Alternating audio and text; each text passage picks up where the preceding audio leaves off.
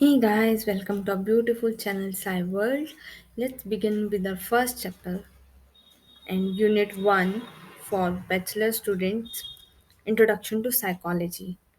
Let's begin. In this chapter, we are going to study about nature and definition of psychology as well as its goals, its meaning, as well as the specialization of psychology in brief.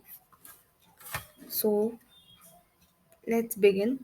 Nature तो what is psychology psychology क्या है psychology एक study है जिसमें हम human nature पढ़ते हैं इसमें we are going to study about how man how human living being handle और manage response the events going around him और हर सेल्फ एक इंसान अपनी ज़िंदगी में होने वाले चेंजेस जो दुनिया में चेंजेस हो रहे हैं उसको कैसे रिस्पॉन्ड कर रहा है कैसे उन इवेंट्स को मैनेज कर रहा है कैसे वो एक्ट कर रहा है ठीक है हम उसकी स्टडी करते हैं psychology deals with behaviour of man जो बिहेवियर हम देख पाते हैं हम जिस बिहेवियर को देख पाते हैं उसको साइकोलॉजी डील करती है कॉन्शियसनेस में जो बिहेवियर होते हैं इमीडिएट इन्वायरमेंट में होते हैं जो हम देख पाते हैं ओवर्ट बिहेवियर्स जो होते हैं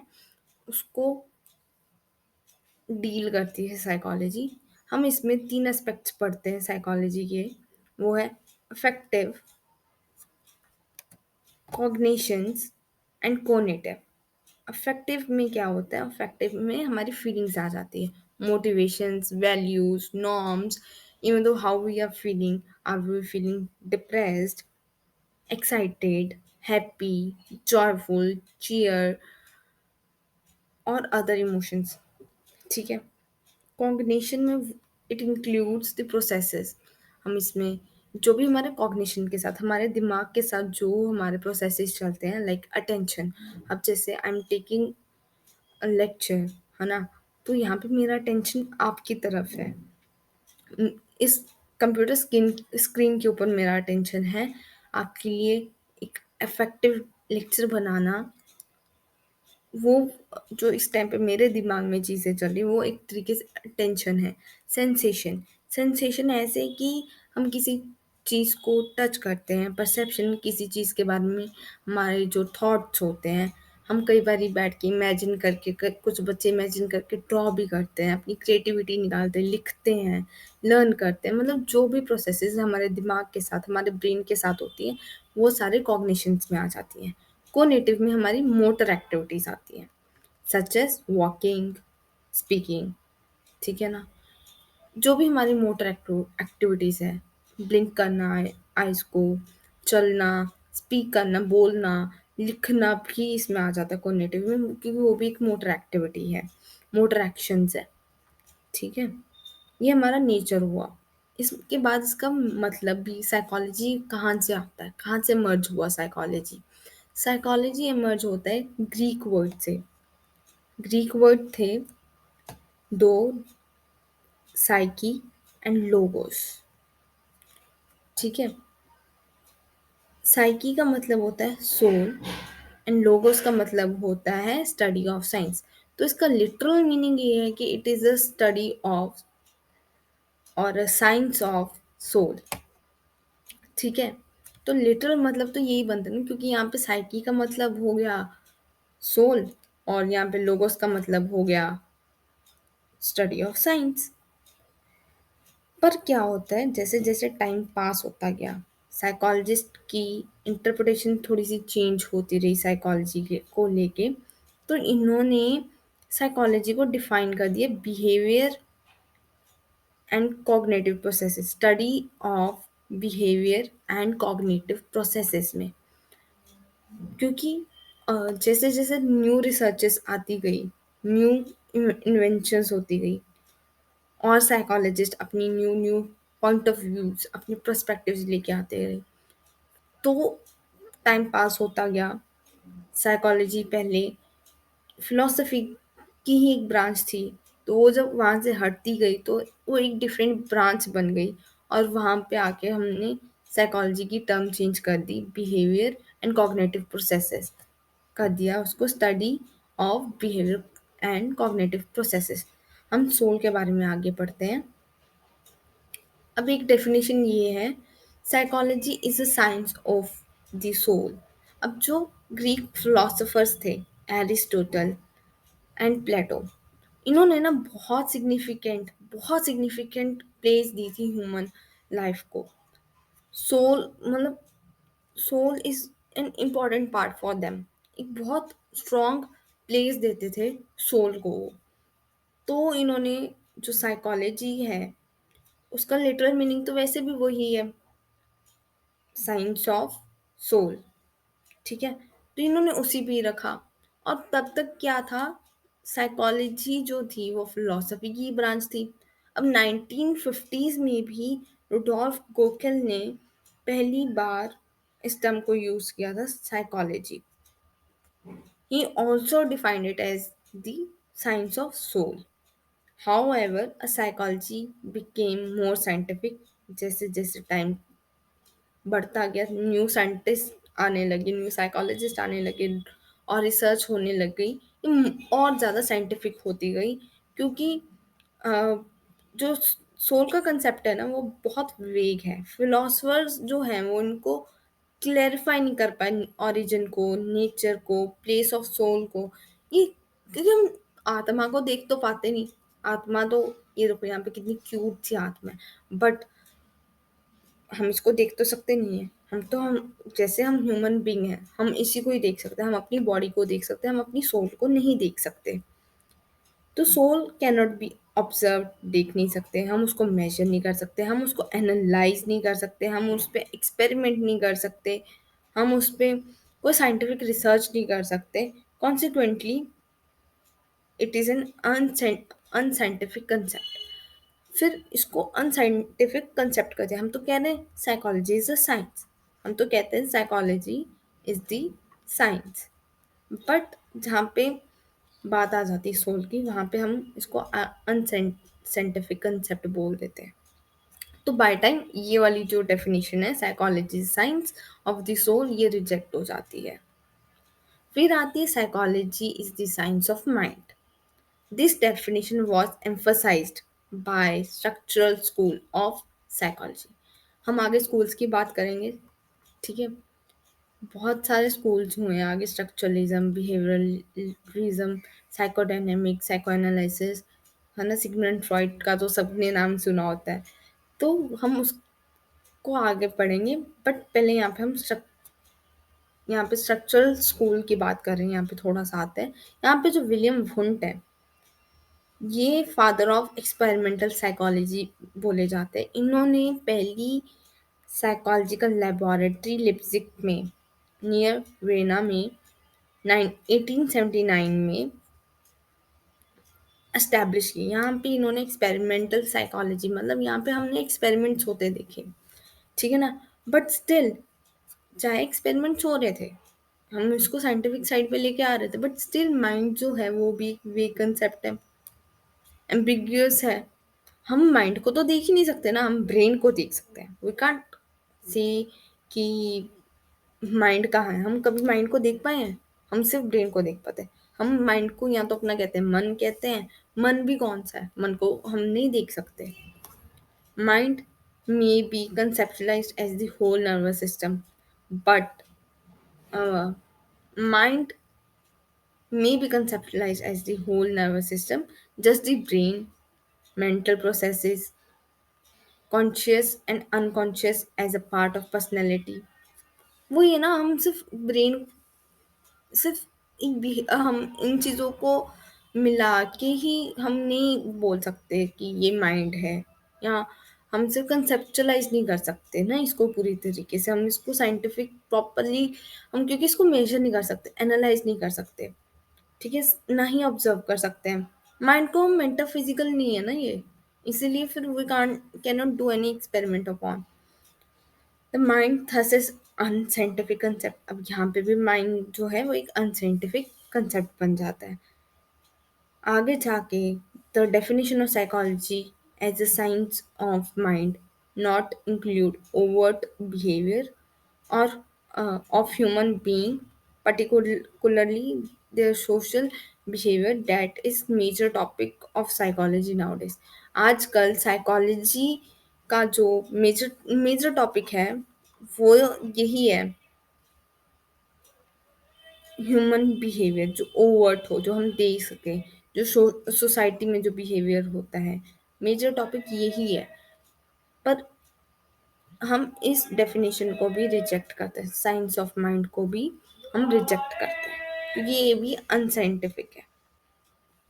फिर आता है psychology is the science of consciousness. This definition is based on that we always aware of mental and motor behavior, ठीक है, and whatever exists outside our awareness, ठीक है ना, does not exist on the individual. हम बाहर की बातें भी करते हैं, सिर्फ अंदर की नहीं, हम अवेयरनेस की नहीं, हम बाहर चीज़ें जो एग्जिस्ट होती हैं हम उसकी भी करते हैं। बट फिर वही है ना, ये डेफिनेशन फिर रिजेक्ट हो जाती है क्योंकि वही बात है ना, हम फिर कॉन्शियसनेस को मेजर नहीं कर सकते क्वांटिटेटिव टर्म्स में, ठीक है ना। Consciousness is also subjective topic subjective concept है। हम चाहे इंट्रोस्पेक्शन कर सकते हैं, सिर्फ इंट्रोस्पेक्शन करके हम अपने एक्सपेरिमेंट्स पे नहीं आ सकते, हम इन्वेस्टिगेशंस को नहीं कर सकते, हम मतलब वो इतना रिलायबल नहीं होगा। Psychoanalytic school maintains 90% of individuals mind is unconscious. अब जब साइको एनालिटिक स्कूल हम आगे पढ़ेंगे, उसमें हम कहते हैं हमारा तो 90% जो दिमाग है, 90% जो हमारा दिमाग है वो तो समझ आइसबर्ग थ्योरी के अकॉर्डिंग, ठीक है ना। हम सिर्फ 10% अपने आप को समझ पाते हैं, हम 10% कॉन्शियस है, बाकी सारा तो हमारा हिडन है, समझड है। तो if we define psychology as the study of consciousness, we fail to understand the large part of the behavior of individual that springs from unconsciousness।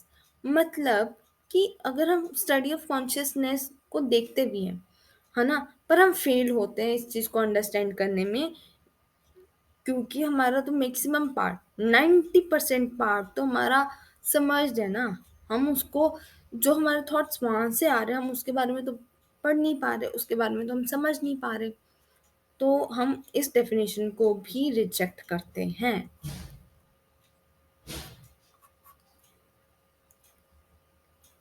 अब psychology is the science of behaviour.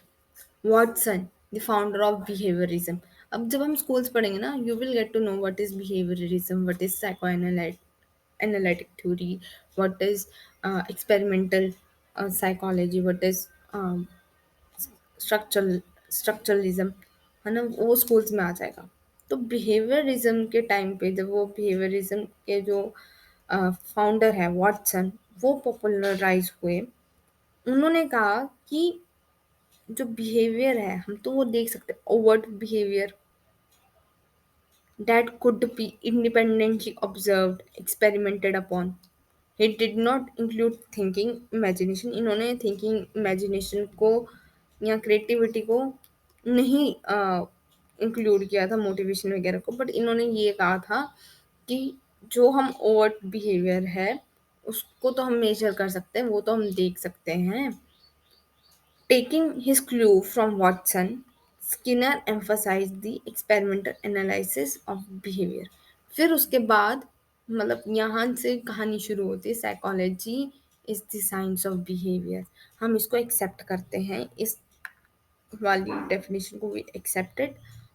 और इसके बाद जो हमारे Skinner आते हैं, हम जब आगे आगे साइकोलॉजी को कंटिन्यू करेंगे इसी चैप्टर को, ठीक है ना, लर्निंग वाले पार्ट पे जब आएंगे you will get to know who is Skinner, ठीक है ना। इन्होंने एक एक्सपेरिमेंट किया था बिहेवियर पे, ठीक है, बिहेवियर एंड लर्निंग पे। तो वहाँ पे आपको पता लग जाएगा कि कैसे वी आर सेइंग कि it is a science of behaviour. Let's begin with the goals of psychology. Psychology के ना कुल मिला के 4 गोल्स हैं। पहला है ऑब्जर्व एंड डिस्क्राइब। अब इसमें क्या, psychology is the study which observe. हम इसमें क्या है करते हैं, हम ऑब्जर्व करते हैं, डिस्क्राइब करते हैं किसको, ह्यूमन एंड एनिमल बिहेवियर को। हम एनिमल के बिहेवियर को भी करते हैं ऑब्जर्व और डिस्क्राइब। क्यों हम, क्योंकि हम जो थ्योरीज पढ़ेंगे अब आने वाले टाइम में नेक्स्ट वीडियोस में यू विल सी, वहाँ पे हमने कुछ ऐसे ऐसे एक्सपेरिमेंट्स पढ़ने जो एनिमल्स पे हुए होते हैं। लाइक स्किनर ने रैट पे किया था, पैवलव ने डॉग पे किया था।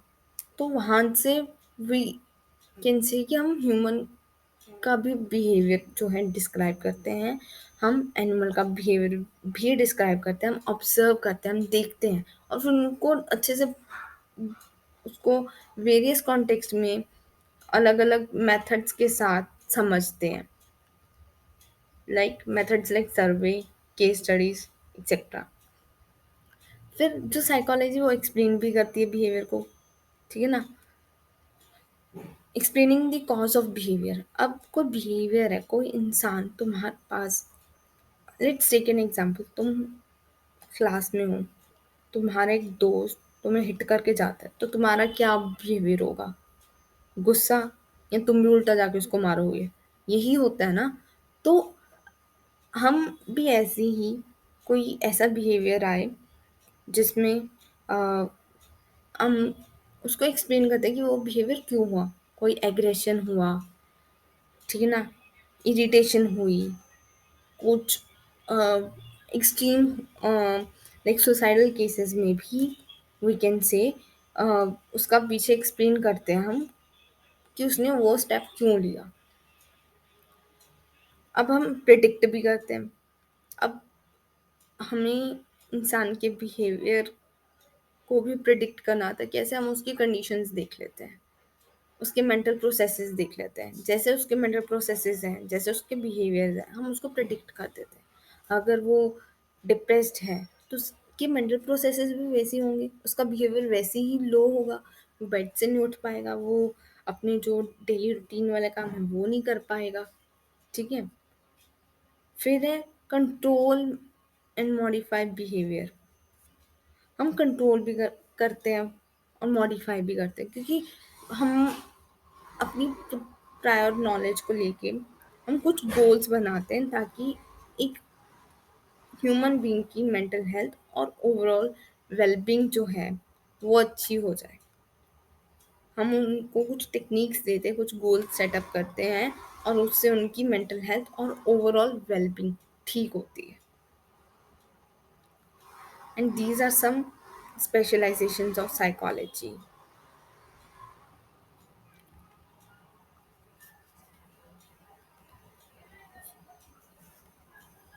लाइक स्पेशलाइजेशन ऑफ साइकोलॉजी, इसमें आ जाता है clinical psychology, counselling psychology, industrial psychology, forensic psychology, rehabilitation psychology, child psychology, neuro psychology, sports psychology, ठीक है ना। We will discuss this all specialization in next video in detail.